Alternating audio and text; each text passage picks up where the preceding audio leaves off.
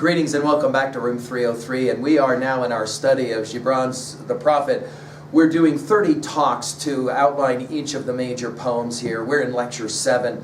His treatise on eating and drinking, Al-Mustafa will now build off of what he has just said about giving and about receiving.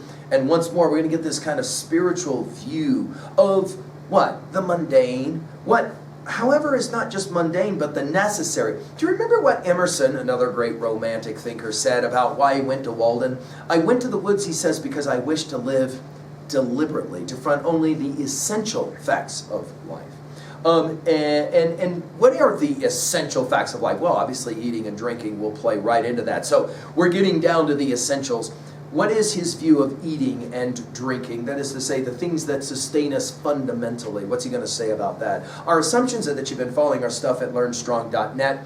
Down that left-hand side, you'll find our playlist. We did have a set of introductory comments that I'm hopeful that you've already been exposed to. And of course, we just finished with his treatise on giving. Now, he tries, Gibran tries to make all simple acts of what? Reverence, we might even say recognition of the sacred or worship. We mentioned romanticism, and much has been made of this romantic view that will always bring us back to a connection with the world of nature, and as well the goal will always be mindfulness. It's not so much for Gibran what you eat or what you drink, but rather what is the attitude, the mindful attitude that will attend to it. By the way, we should point out that Gibran himself could live off of a simple diet, but he also is reported to have enjoyed cuisine, so we love that about it. Also, I think we're going to look here and be shocked. Again, he's always shocking us at the realistic power of the language here. So many of us will say we have to be careful about what we eat, and in fact we're going to try to abstain from certain kinds of foods on any number of grounds, moral or otherwise, ethical or otherwise. He's going to have an interesting challenge to some of those views that we're going to hopefully enjoy.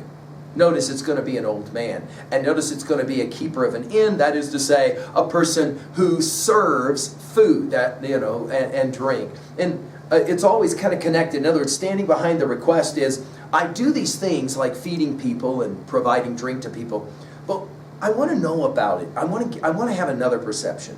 Then an old man, a keeper of an inn, said, speak to us of eating and drinking. And he said, would that you could live on the fragrance of the earth and like an air plant be sustained by the light. In other words, it would be ideal if we could all live as plants that will simply take in the sunlight through photosynthesis, and we do not have to in any way step outside of our single self to be able to be sustained. But of course the word but is coming in here again.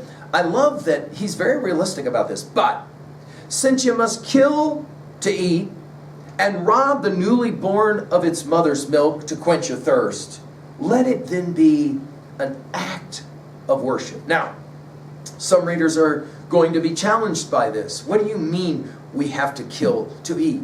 I do not want to ever kill to eat. And yet, if we're serious about running to ground that argument, we recognize that no matter what it is that life does for us as humans, life always is going to live on life of some kind or another. By the way, no distinctions will really be made for Gibran between eating of meat and eating of non-meat vegetables or fruits or whatever. All of it is life for him, and therefore we're consuming life. And you'll see it when we get to the grapes here in a moment, or the apple. And let your board stand an altar on which the pure and the innocent of forest and plain are sacrificed. So all of consuming is sacrificial. For that which is pure and still more innocent in man. In other words, he does not see humans as fallen and therefore needing to eat meat. Not at all. This is not his view. All of life is sacred. Humans have to live off of life, consume life, other life, to be able to sustain their own life. That is what he calls sacrifice, and therefore it should be what? It should be reverenced, the entire act. When you kill a beast, that is to say, you have to eat, right?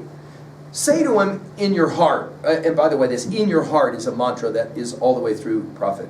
In your heart, quote, by the same power that slays you, I too am slain, and I too shall be consumed. For the law that delivered you into my hand shall deliver me into a mightier hand. Your blood and my blood is not but the sap that feeds the tree of heaven. Notice we start with power and end with tree in this little passage. The same power. In other words, before you consume other life, whether it be lettuce, a carrot, or a cow, he says, you gotta have the right kind of attitude. You got to accept that in the moment of recognition that what I'm eating, what I'm consuming, is ultimately as well preparing me to be consumed. In other words, dust thou art, to dust returnest. This will, of course, resurrect all kinds of all kinds of readings for us. Obviously, we think of Whitman's Song of Myself, passage 6, and to die is different from anyone supposed and luckier. Well, obviously think as well about Hamlet's game that he plays with Claudius in Act 4 of Hamlet, when he talks about how a king dies and then worms eat of the king, and then some beggar fishes for a worm with that's eaten on the king and all of that. Notice, your blood and my blood, now speaking to whatever it is you're about to eat, is nothing, not but the sap that feeds the tree of heaven. And of course, hurrah, we're back to more trees again, aren't we? And then he uses another word picture. In other words, he's been talking about eating meat, but now he's going to talk about eating an apple. When you eat the apple, when you crush an apple, notice the violent language here. When you crush an apple with your teeth, say to it in your heart, again in your heart, your seed shall live in my body, and the buds of your tomorrow shall blossom in my heart, and your fragrance shall be my breath, and together, the key word, we shall rejoice through all the seasons. It is an interesting experiment. Now, many have played this one out. To speak to your food. You know, there's that famous line, don't play with your food, that mommies often will say to their children. Here, notice the argument is, you should learn to speak to your cuisine, to what you eat and to what you drink. We'll get to the drink here in a moment. The idea that showing the proper reverence of life is to recognize that for us to live, we can't just live, we can't be breatharians and just live off of the air. We are forced to gain nutrients elsewhere, and that means other life forms of some kind or another. Therefore, speak to those life forms and show them proper reverence. It's a compelling idea. He finishes with drinking.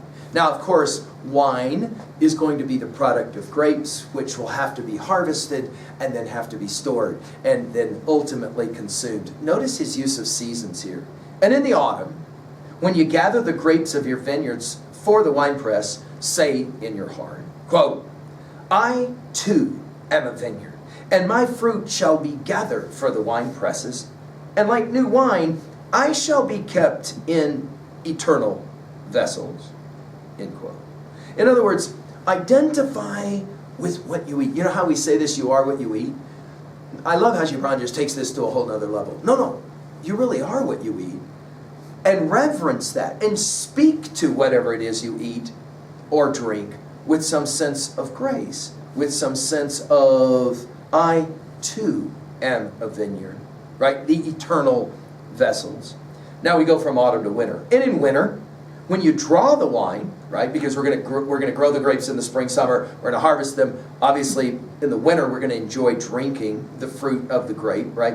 When you draw the wine, let there be, notice again, in your heart, a song for each cup, gratitude, the song of gratitude.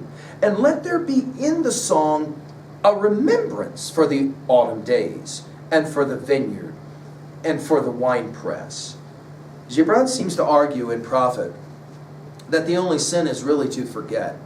That the moment we start to forget, we begin to act in mechanical ways which reduce our capacity for freedom. So when you sit down to drink, consider where it comes from. This is a wonderful exercise. Sit down before you eat anything and say a little thank you of gratitude to all that's sitting in front of you, and consider where it all came from.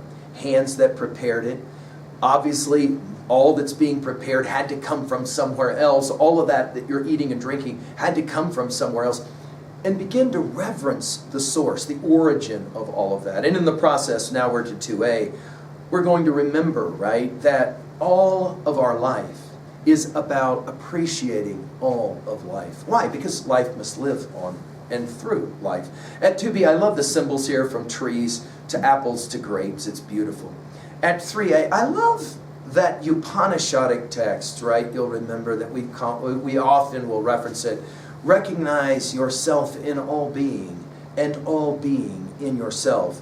We mentioned Thoreau. Thoreau argued that that single line would forever alter the way that you live in harmony with nature is the hope, but the way that we live with others, and obviously in this case with our food and our drink. Finally, at 3b, how about this?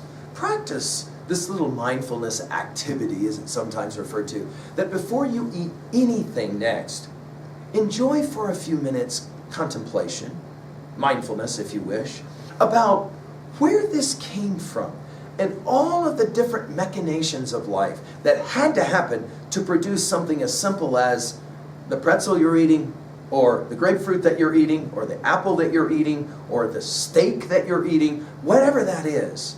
Be mindful of it. And in the process, you'll be ready to go then to work, which is where we'll head next. And it kind of makes sense that we'll go from eating and drinking to work. Thank you.